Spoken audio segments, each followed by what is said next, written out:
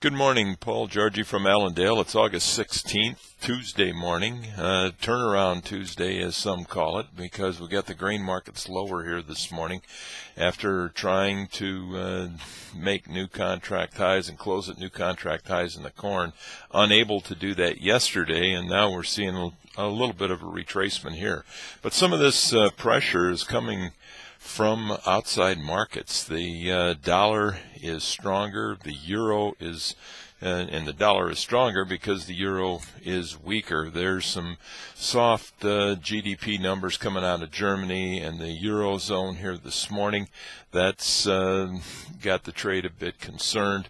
The meeting between Sarkozy and Merkel here later, well, going on right now, but they expect to have a news conference here later on this morning to talk about the debt and how they might handle the Italian debt problem that's come up here in the last while. So those are factors that are affecting the overall mindset of investors, fund managers here this morning. Some of the more down-home issues that we're dealing with is the crop conditions report. The USDA kept the corn a good to excellent at 60% yesterday, soybeans at 61%, wheat at 66%. However, they did raise the poor to very poor conditions in wheat by 1%. Now, wheat is, even the spring wheat is getting into that stage where they're beginning harvest already.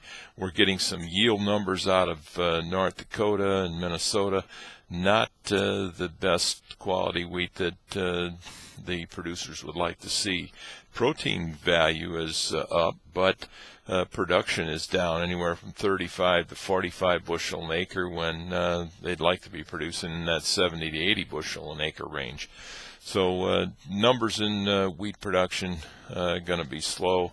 As one producer told me yesterday, pasta is going to be tough to create here since durum wheat is basically non-existent up in that northern North Dakota, southern Canada area. So we got that to deal with yet as we go through this marketing year. We're getting weather reports out of Russia now. The Volga Valley is dry again, and that is starting to hamper some of the production of wheat and crops over in that area, although not nearly as bad as last year. There is some areas that are still extremely dry.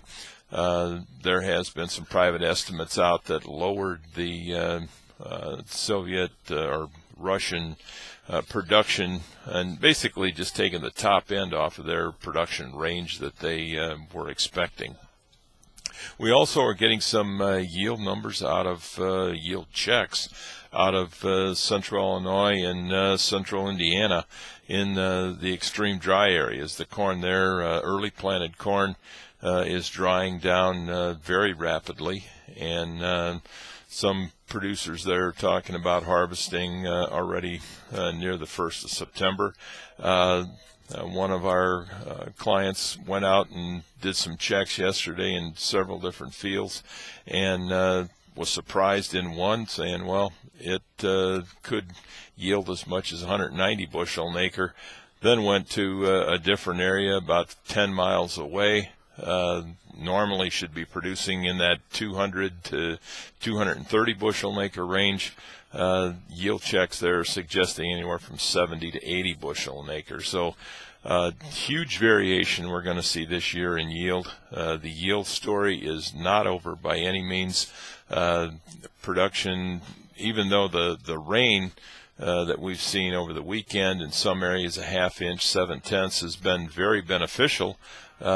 It will slow down the maturity process, give us a little better test weight, and potentially a better yield. So hopefully we can get some more rain through those areas and help out some of the producers in those areas. But it's not going to do a lot for the early planted corn. The later planted corn in those southern Indiana, Ohio areas, getting rain right now, still has the potential to produce a very good crop. So we've got to monitor that closely as we move forward in this production year. In the livestock, the choice cutout values were up yesterday, up 178, select up 215, so we're continuing to see improvement in product. We've got to think that packers will pay more for cattle this coming week.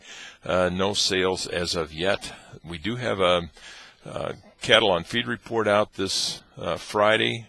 Some of the trade estimates now are coming in on placements at anywhere from 110% to 116% of a year ago. A lot of that has to do with pasture conditions, the dryness. Putting cattle into feedlots is really the only alternative for many cow-calf producers and stockers, because they just don't have the grass to feed cattle. That may press the later on in the year contracts, like the December contract, for instance. We've seen some pressure there yesterday. However, when you look past that, it just tightens up the overall supply of feeder cattle as we get into early part of 2012. In the pork complex, cutout values there were down 40 cents yesterday. Futures are battling in a sideways trading range. The seasonals pointing lower. However, the difference between the August contract where they went off the board in the cash index and the October contract is an extremely wide spread. So we're seeing some narrowing of that spread here, and that is usual here for the next week or so. But once you get into September, then you usually trend seasonally lower. And the supportive side of that equation is export business, and China continues to have inflation problems, need pork to control that inflation, and the anticipation is they're going to come into the U.S. and buy more pork. So a lot of things to monitor here. Expect some greater volatility as we move forward. As I want to remind you of one more thing. The December contract of corn is a key contract that's being watched. If we can close above 725, I think we can move on higher into that 740 to 50 area. If we take out the $7 area on the downside, however, it opens the door for another 20 to 40 cents lower there as well. So kind of narrowing that range down, something to monitor also. Keep in touch with Allendale Research. We'll be happy to answer any questions that you might have. You can reach us at 800-262-7538. We wish you a successful trading day. We'll talk to you tomorrow morning. Thank you.